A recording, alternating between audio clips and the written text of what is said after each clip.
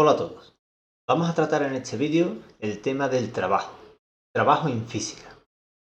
Lo primero que necesitamos es repasar qué entendemos nosotros por trabajo. Normalmente, coloquialmente, decimos me ha costado mucho trabajo aprobar física, llevo trabajando mucho tiempo para conseguir esto, ¿no? Hoy he trabajado mucho. Son expresiones muy cotidianas, pero que quedan un poco ambiguas en algunos momentos. Y ya sabemos que en ciencia es muy importante definir las magnitudes, definir los conceptos, de forma que no nos podamos equivocar, que lo tengamos muy claro siempre. Vamos a pensar en lo que podría ser un primer trabajo para nosotros. Supongamos que nos contratan para empujar este camión. Entonces, nosotros, muy voluntariosos, nos levantamos por la mañana y ahí estamos desde las 7 de la mañana empujando nuestro camión. Cuando den las 3 de la tarde, seguiremos ahí, intentando empujar nuestro camión, porque por mucha fuerza que yo haya hecho, ¿verdad? No habrá servido de nada, no habré sido capaz de mover este camión. A las 3 de la tarde, cuando llegue mi jefe a revisar el trabajo que yo he hecho, ¿qué diferencia habrá entre que yo haya estado toda la mañana empujando mi camión o que me hubiese quedado acostado? Salvo mi olor corporal, ninguna. Daría exactamente igual que hubiese estado acostado, que hubiese estado empujando mi camión. Es inútil. No seríamos capaces de distinguir si he estado trabajando o si he estado acostado. Con lo cual, coloquialmente habríamos dicho que he estado trabajando toda la mañana, pero me sería muy difícil de demostrar que realmente estaba haciéndolo. No puedo comprobar si lo he hecho o no, porque tendría el mismo efecto que no hubiese hecho nada, que hubiese estado empujando toda la mañana. Luego, para conseguir un trabajo parece que necesitamos que haya un efecto, ya necesitar que haya un desplazamiento, que algo cambie de sitio para yo poder saber que he hecho trabajo. Y esa idea está bien, vale, ya sé. Entonces, para hacer trabajo en física necesito cambiar algo de sitio, moverlo. Pero no todo es igual, ¿verdad? Pensemos ahora en este precioso piano. Si yo empujo este piano, si yo empujo mi piano, voy a hacer una fuerza por otro color, que este no se ve. Si yo hago una fuerza hacia allá, en realidad la fuerza estaría aplicada aquí, ¿verdad? Puedo empujar una fuerza, puedo tirar de mi piano hacia allá, por una fuerza, la que sea, me va a costar poco trabajo, ¿verdad? Lo que comúnmente entendemos por trabajo, mover este piano, porque mi piano tiene ruedas. Entonces, con muy poca fuerza yo voy a poder desplazar mi piano. Sin embargo, si no hubiese tenido esas ruedas, si esas ruedas no hubiesen existido, o tuviese el freno echado, para conseguir el mismo desplazamiento hubiese tenido que hacer mucha fuerza. Habría tenido más mérito, digamos, mover el piano. Con lo que parece que también el trabajo debería tener en cuenta no solo que consigo desplazarlo, sino qué cantidad de fuerza he hecho. Debe combinar estas dos cosas. Tanto la fuerza que hago, el esfuerzo que estoy haciendo, como el desplazamiento que consigo. Pues con esa idea en la cabeza, vamos a ver la definición de trabajo para la física. Para la física, el trabajo, W, en algunos libros encontraréis una T, pero normalmente se usa W, va a ser el producto de la fuerza por el desplazamiento. Hemos dicho en nuestros ejemplos que cuando yo tengo un objeto y estoy haciendo una fuerza sobre él, va a existir trabajo si hay desplazamiento. Si después mi objeto se ha venido aquí. Si yo he conseguido que haya un desplazamiento, entonces sí he conseguido trabajo. Luego el trabajo va a ser el producto de la fuerza por el desplazamiento. Así estoy combinando cuánta fuerza hago y cuánto consigo desplazarlo. Si hago mucha fuerza pero no lo desplazo, el trabajo será cero. Si se desplaza sin que yo haga fuerza, en realidad no es mérito mío. Si se desplaza solo, sin que solo mientras yo lo miro, yo no he hecho trabajo. Entonces, si hay desplazamiento pero no hay fuerza, tampoco tendríamos trabajo. Habréis observado que aquí he puesto incremento de S y aquí solo S. Os podéis encontrar las dos expresiones.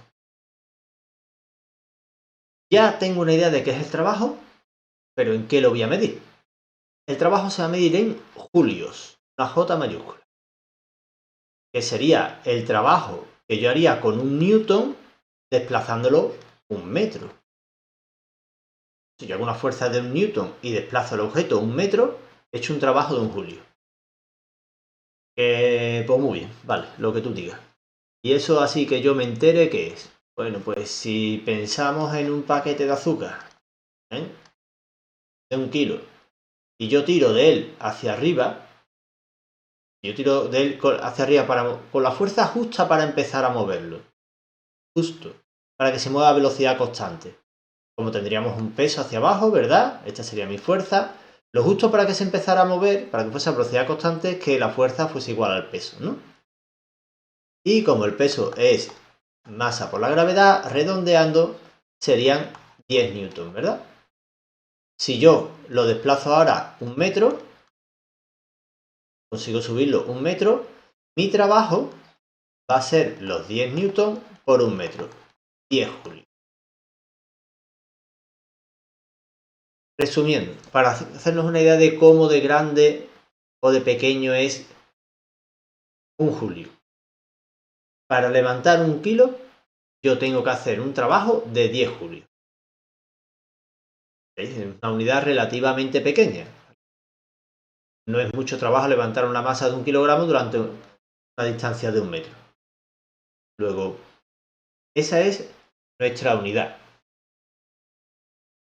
Muy bien, hasta aquí mi concepto.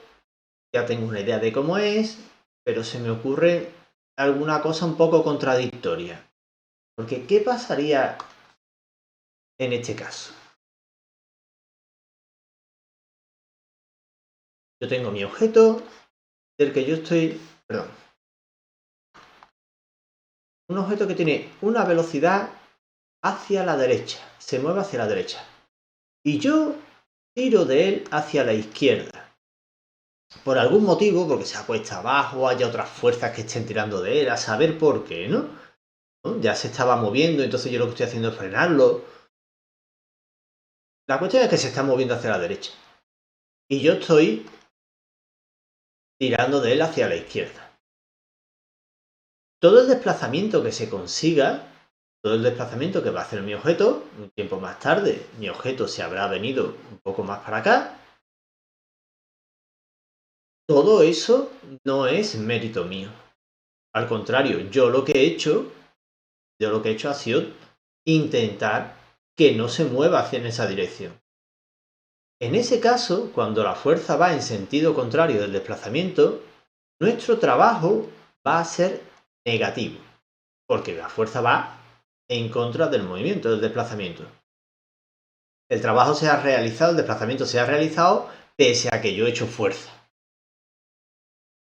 Entonces, si la fuerza está en la misma dirección y sentido que el desplazamiento, el trabajo es positivo. Y si la fuerza está en sentido opuesto al desplazamiento, entonces el trabajo será negativo. Lo cual sí encaja un poco más con nuestra intuición.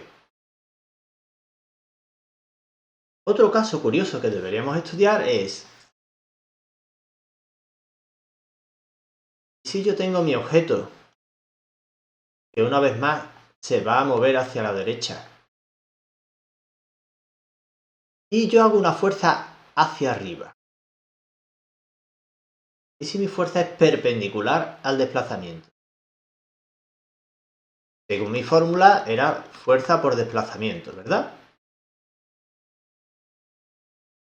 Pero en realidad esto se está moviendo a la derecha no gracias a mí. Se está moviendo por lo que sea, porque tiene inercia, por lo que hemos dicho antes, una cuesta, alguien más está empujando, pero yo en realidad no estoy ayudando a que se mueva. Tampoco estoy entorpeciéndolo, tampoco estoy tirando para atrás, tampoco estoy intentando frenarlo, pero no se está moviendo.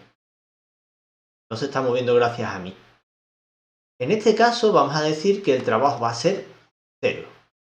Cuando la fuerza y el desplazamiento son perpendiculares, el trabajo va a ser cero. En estos casos tenemos que tenerlo claro. Si la fuerza y el desplazamiento tienen la misma dirección y sentido, tendré un trabajo positivo. Si tienen misma dirección pero sentidos opuestos, trabajo negativo.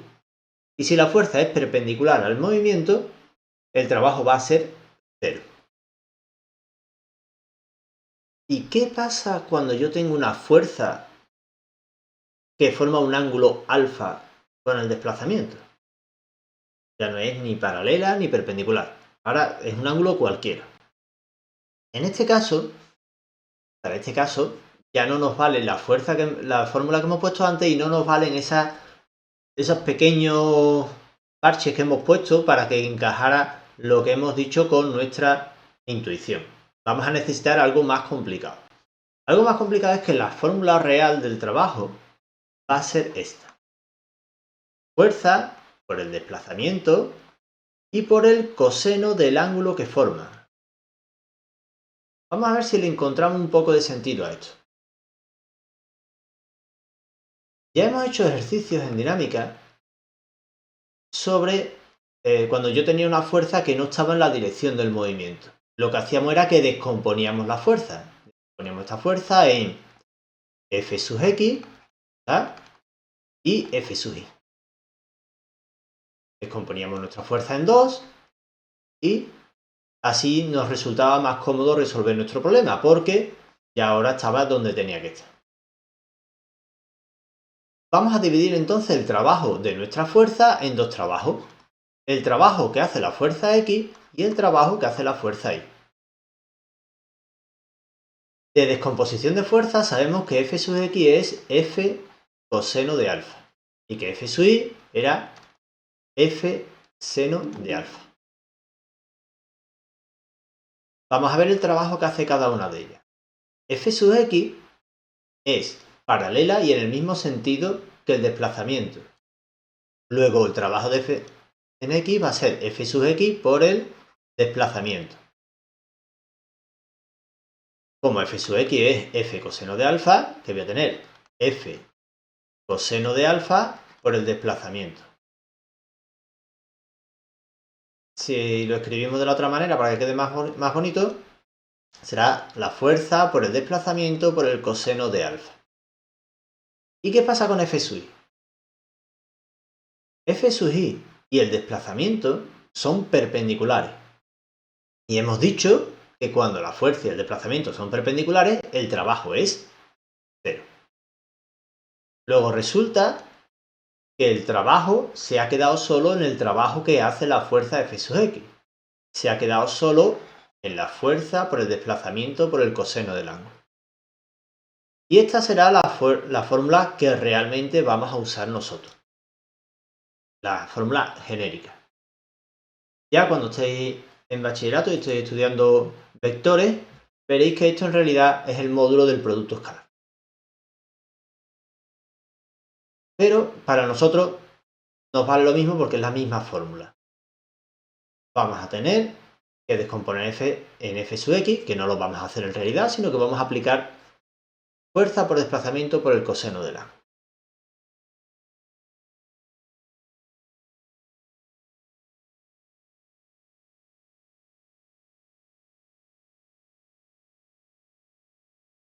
Supongamos ahora que con todo lo que hemos aprendido, pues nosotros ya nos dedicamos a trabajar. Estamos diseñando ascensores. Yo tengo un ascensor en el que obviamente van a ir personas, tenemos mis personas ahí, tenemos unas personas y yo voy a calcular, voy a diseñar todo el motor que necesito y todas las cuestiones de mi ascensor. Nos dice nuestro cliente que el ascensor tiene que subir, ¿vale? El ascensor va a tener que subir una altura de 10 metros. Nuestro ascensor, entre ascensor y personas, vamos a suponer que tenga una masa de 600 kilogramos. Lo estamos inventando, ¿vale? No tiene por qué ser real. Muy bien, pues entonces, como yo sé que esto tiene un peso, ¿verdad? Tengo una fuerza hacia arriba y tengo un desplazamiento. Si quiero que se mueva a velocidad constante, la fuerza será igual que el peso. Fuerza igual a peso, igual a masa por la gravedad, que redondeando, tomando la gravedad por 10 en vez de 9,8, nos quedarían, ¿vale? Que la fuerza sería de 6.000 newton. El trabajo que tendré que hacer, ¿cuál será? Como eran 10 metros, ¿no? Pues, como era fuerza por desplazamiento, pues 6.000 por 10, 60.000 julios. Ya sé el trabajo que tengo que hacer para que mi ascensor suba esos 10 metros. Bien, pues ya solo me queda ponerlo bonito, buscarme el motor, ¿vale? Y ejecutar el trabajo. Hacemos nuestro ascensor, lo montamos, nuestra empresa lo monta, genial. Y nosotros pues nos vamos felices porque hemos hecho muy bien nuestro trabajo. Hemos calculado todo con lo que hemos aprendido en el colegio.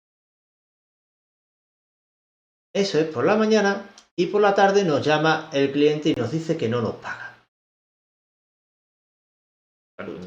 ¿Por qué no me vas a pagar?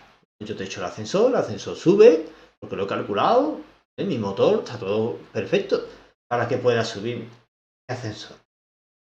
Y nos dice el cliente que no sube, que no nos paga, porque el ascensor ha tardado 5 horas en subir los 10 metros. Que la gente que iba adentro a llamar al Telepizza porque tenía hambre en el camino. Y la verdad es que no le falta razón. Nuestro trabajo estaba hecho, el ascensor sube y llega hasta donde tiene que llegar. El problema es que no me basta con hacer los 6.000 julios, los 60.000 julios que yo necesitaba. Hay un factor muy importante, es ¿y a qué ritmo hago yo mi trabajo? ¿A qué ritmo hago yo el trabajo? Eso es un factor interesantísimo porque no es lo mismo hacer esos 60.000 julios en 2 segundos, que te quedas aplastado, que hacerlo en 5 horas que te muere de asco esperando. Luego, necesito una magnitud que me mida a qué velocidad trabajo. Y la magnitud que me mide a qué velocidad trabajo es la potencia. La potencia va a ser el trabajo que hago entre el tiempo que tardo en hacerlo. Es decir, ¿qué cantidad de trabajo hago en un segundo? La cantidad de trabajo que hago en un segundo. ¿En qué se mide la potencia? Pues la potencia se va a medir en vatios, no a W.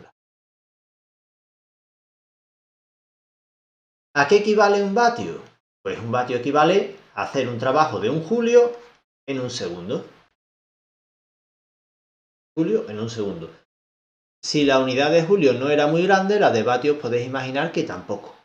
Porque pensad que si yo levanto, decíamos el ejemplo que poníamos antes, un paquete de 1 kilo, lo levanto 1 metro, necesito hacer 10 julios. Yo solo puedo hacer en un segundo y en menos, ¿verdad? Sin hacer un gran trabajo, ¿no? Sin que me cueste mucho esfuerzo hacer eso.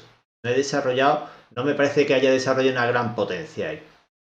Entonces, este es el ritmo al que me da, el que hago trabajo o al que me suministran trabajo.